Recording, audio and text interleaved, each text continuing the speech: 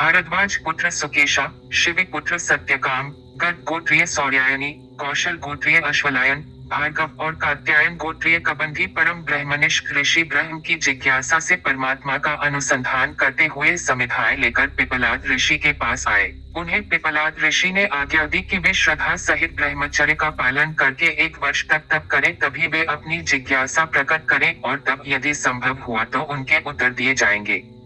ऐसा ही करने के बाद सर्वप्रथम कबंधी ने उनके पास जाकर पूछा, भगवान, किस कारण से यह प्रजा विभिन्न रूपों में प्रकट होती है?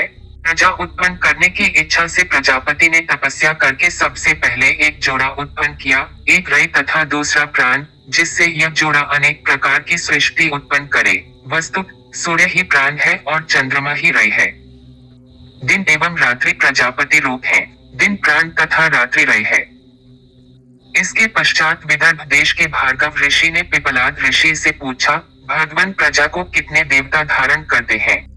महर्षि ने उत्तर दिया, आकाश सबसे महान है, वायु, अग्नि, जल, पृथ्वी, वाणी, मन, चक्षु तथा कान सभी देवता ही हैं। वे सब प्रकट होकर कहने लगे कि इस देह को उन्होंने ही धारण किया है, अतः इसके आश्रय वे ही हैं। प्राण उन सब में वरिष्ठ था, अतः वह बोला, गलत फहमी में मत रहो, मैं ही प्राण, अपान, व्यान, उदान तथा समान अपने इन 5 रूपों से प्राणी के देह को आश्रय प्रदान करता हूँ और उसे धारण करता हूँ, किंतु अन्य देवता उसकी बात नहीं माने। जैसे मधुमक्खियां छत्ता छोड़ देती है और राजा, वस्तुतः रानी, के बाहर निकलने पर सभी मधुमक्खियां छत्ता छोड़ देती है और राजा के ठहरने पर रुक जाती हैं, उसी प्रकार प्राण भी गर्भ के साथ बाहर निकलने लगा और उसके निकलते ही वाणी, मन, नेत्र आदि भी बाहर निकलने लगे। जब प्राण रुक गया तो ये सभी रुक गए, इससे प्राण श्रेष्ठ सिद्ध हो गया।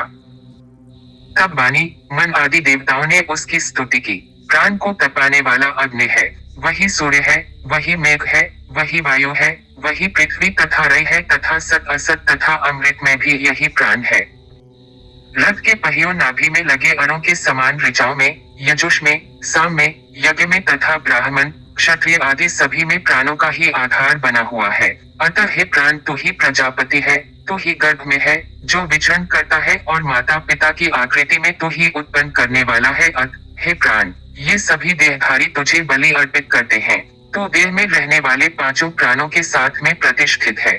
देवगणों के लिए बहने श्रेष्ठ है, पितरगणों के लिए स्वधा प्रथम वस्तु है, ऋषियों के श्रेष्ठ अथर्वा और अंगिरस द्वारा इस सत्य को प्रमाणित किया गया है। हे प्राण, तुम ही इंद्र हो और तुम ही सब तरह से रक्षा करने वाले रुद्र हो। तुम ही अपने तेज से अंतरिक्ष में विचरण करते हो और तुम ही समस्त तारा आदि ज्योतियों के स्वामी हो। हे प्राण स्वरूप सूर्य, जब तुम जल बरसाते हो तो तुम्हारी यही प्रजा यह सोचकर प्रसन्न हो जाती है कि पर्याप्त अन्न उपजेगा। इस प्रश्न के बाद ऋषि अश्वलायन ने महर्षि पिपलाद से पूछा, भगवान, इस प्राण की उत्पत्ति किससे हुई है और यह स्वयं को किस विधि से देहों में प्रतिष्ठित रखता है? ऐसे पुरुष की छाया सदा उसका अनुगमन करती है, वैसे ही यह प्राण भी है, जो आत्मा अर्थात परमात्मा से उत्पन्न होता है और उसी के प्रति यह आश्रित भी है और मन के संकल्प के अनुसार ही यह प्राणियों के इस शरीर में प्रविष्ट होता है। आदित्य ही बाह्य प्राण है, जो हमारे चक्षु विषय प्राणों पर कृपा करता हुआ उदय होता है। जैसा मानसिक संकल्प आत्मा का होगा, उसी संकल्प के अनुरूप वह प्राणों से युक्त होगा। तेज से युक्त होकर प्राण इस संकल्प के अनुसार ही आत्मा को विभिन्न योनियों की प्राप्ति कराता है। जो विद्वान यहाँ वर्णित इस रहस्य को जान लेता है, उसकी वंश परंपरा कभी नष्ट नहीं होती तथा वह अमृतत्व को प्राप्त करता है। यह ओम परब्रह्म भी है तथा अपरब्रह्म भी। इसे जाने वाला मनुष्य इतने मात्र से ही ब्रह्म के एक रूप को प्राप्त कर लेता है, यानी वह एक ही मात्रा वाले इस ओंकार का ध्यान करे तो वह इसकी महिमा से तुरंत ही जगत में प्रकट हो जाता है।